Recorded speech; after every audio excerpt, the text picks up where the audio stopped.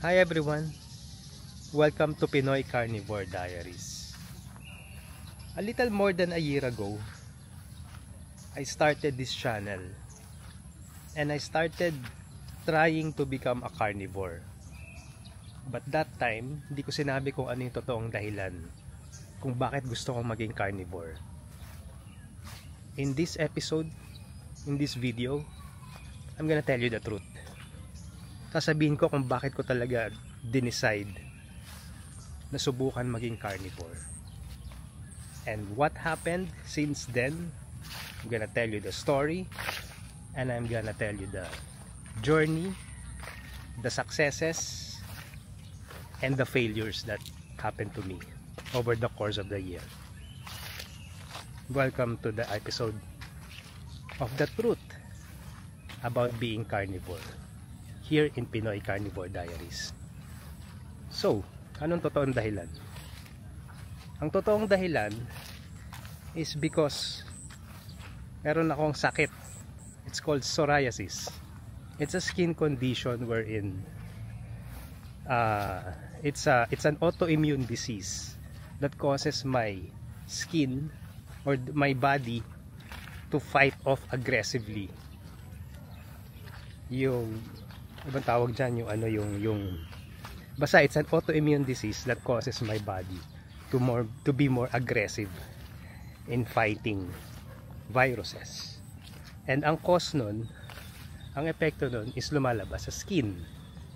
I have skin condition na parang ang daming lumalabas na flakes and silvery patches all over my legs and my scalp. And I've had this condition since I was in my early 20s. I'm 44 now, so therefore it's more than 20 years I've had this condition, psoriasis. Marami na ako napuntahang mga dermatologist since I was in my early 20s throughout yung age of 30s, ganyan. And the condition has been on and off. May mga 5 years of meron siya malala, and then it will taper off for about a year or so, and then babalik na naman siya. Psoriasis is a skin condition that will never be healed, meaning forever na yan nandyan, but you can manage it. Until a year ago,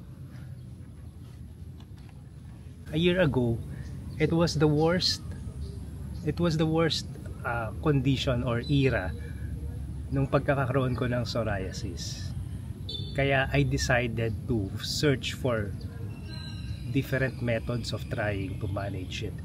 I'm gonna show you what it looked like last year. Check this out, this one. I'm gonna put a graphics here, or I'm gonna superimpose what it looks like over here. So there's a huge patch of scaly, silvery, and thick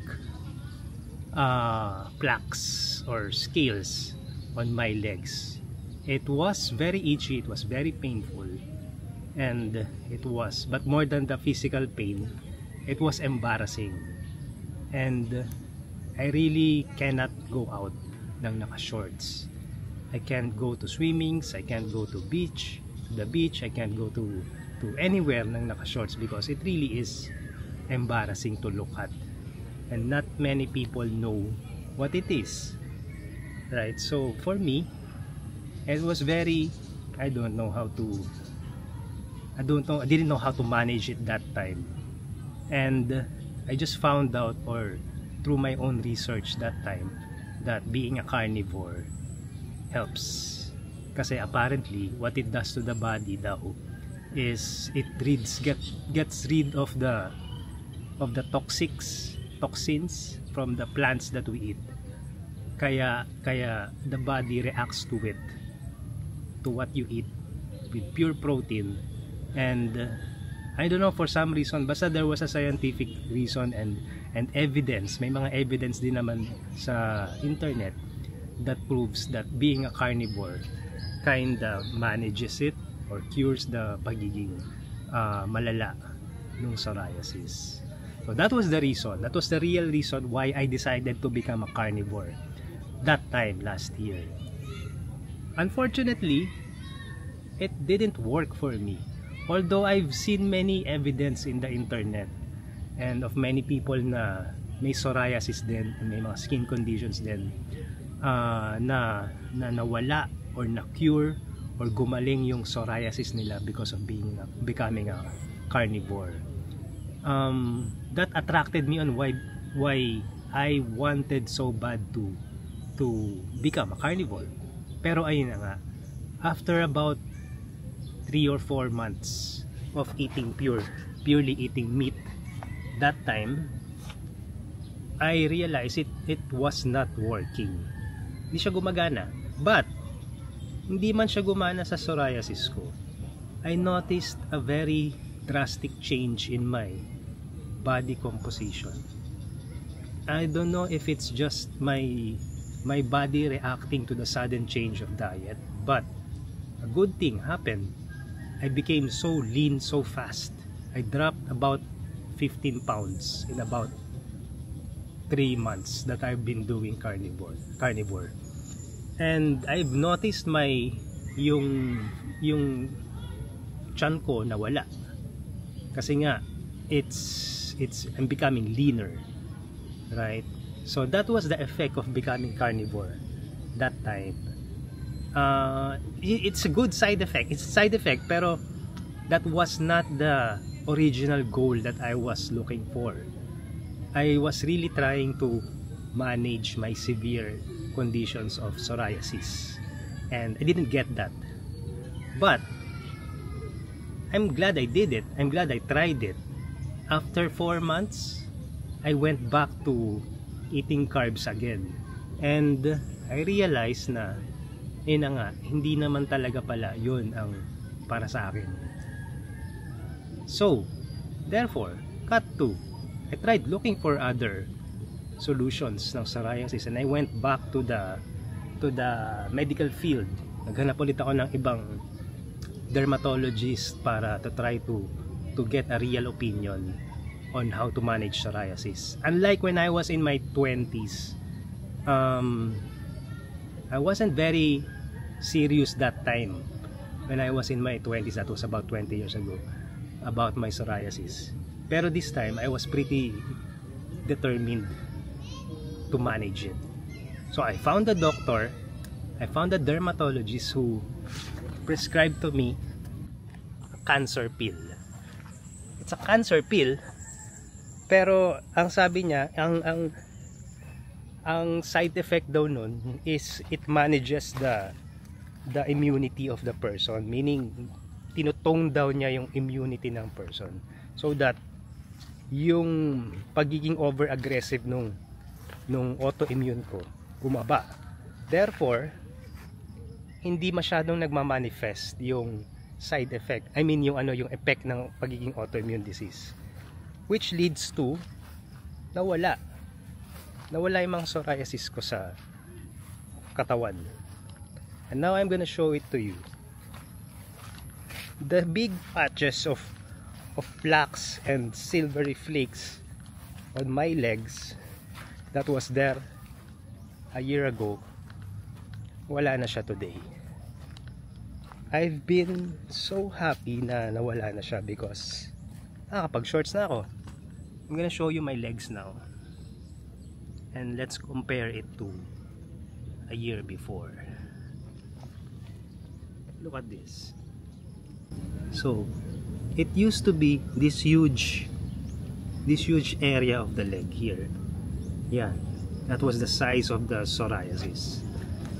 Both legs meron yan. And now it's gone.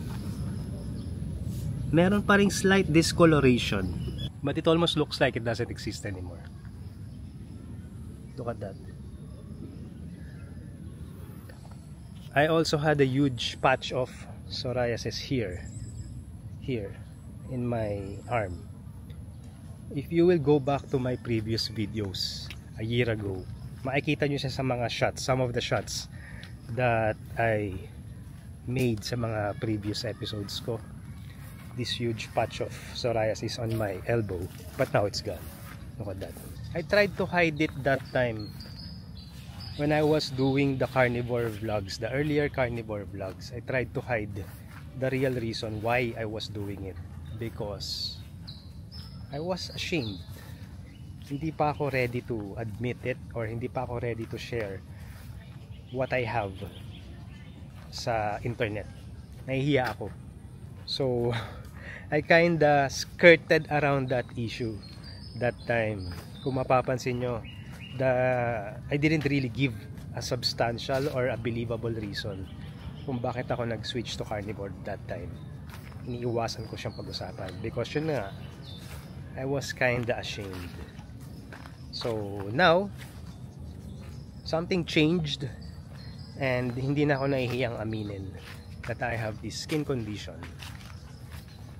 There are, I think, more than 1 million Filipinos din na nagsasuffer dito sa condition ng psoriasis. There are Facebook groups or support groups that, you know, that helps people with this condition, and I haven't really joined any of them. Maybe after this video I'm gonna try. I'm gonna start talking to other people about it. I'm opening up myself to the reality that there's this condition that I have, and it's good to talk about it. Anyway, so yun, that's the real story. That's the truth. Why I decided to become a carnivore. And I'm telling this to you now because from here on, I wanna turn this channel into something more productive or something more helpful rather than just being a carnivore. But yeah, I'm still gonna post healthy eating habits, meat eating habits, but I'm no longer a pure carnivore. Hindi ko na siya gagawin. But I'm gonna take the lessons that I've learned from becoming a carnivore. Like, yun na nga, eating healthier, yung watching the junk that I eat.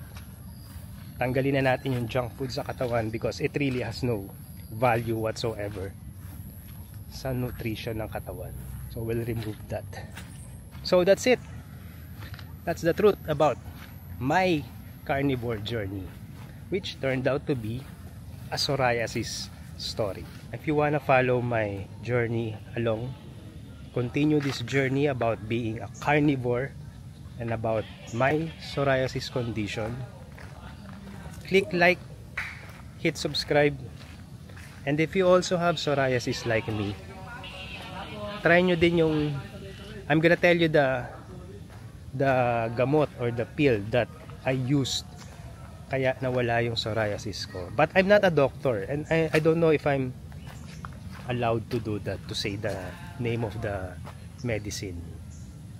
But yun, if you have any questions, if you have any suggestions about psoriasis or about healthy eating, just message me or comment down below in this video. Let's talk. Let's have some conversations. Let's open up the conversations below. How to manage this autoimmune disease called psoriasis. Thank you for watching. See you in the next video. Bye bye.